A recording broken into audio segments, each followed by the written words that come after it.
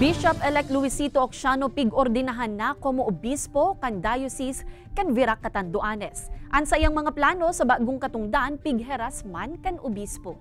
Uyan istorya ni Don Jimenez.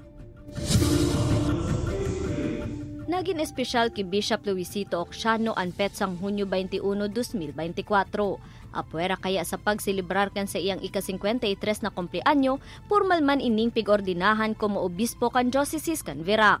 Sa iyang riribayan si Bishop Emeritus Manolo de los Santos. Sometimes God opens door that we did not even knock on. After elementary, I was knocking on the door of engineering. But when I was invited by my 6 classmates to enter the seminary, the door was open to me. After practically 10 years, I entered the door of priesthood.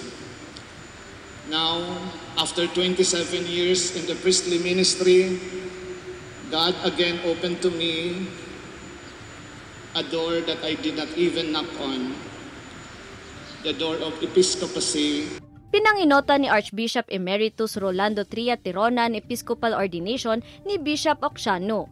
Co-consecrator si Archbishop Rex Andrew Alarcon as in Apostolic Nuncio to Israel and Apostolic Delegate to Jerusalem and Palestine si Most Reverend Adolfo Tito Eliana.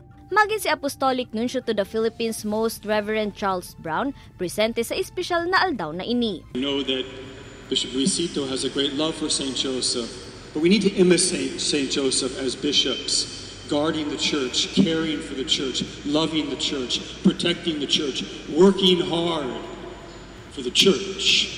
Dahil manapugulan ka mga tugang asing kaparyente ni Bishop Ocsiano na maging emosyonal, mantang pigihilingan sa indang nono na pigaako ang panibagong katungdan sa katolikong simbahan. Before na mamatay si Papa, saka si Mama, wish niya lang nila na maging Monsignor lang.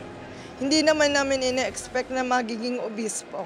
Kaya very touching, kumbaga miss namin si Mama saka si Papa. Sagradong misyon na pigkukonsidera ni Bishop Ocsiano ang pagiging obispo. Kaya sa iyang pagtukaw como obispo kan Diocese kan Virac sa Hunyo 26, padago subot siyang maiyo sa mga itatao asin isusugo sa iya kan kagurangnan.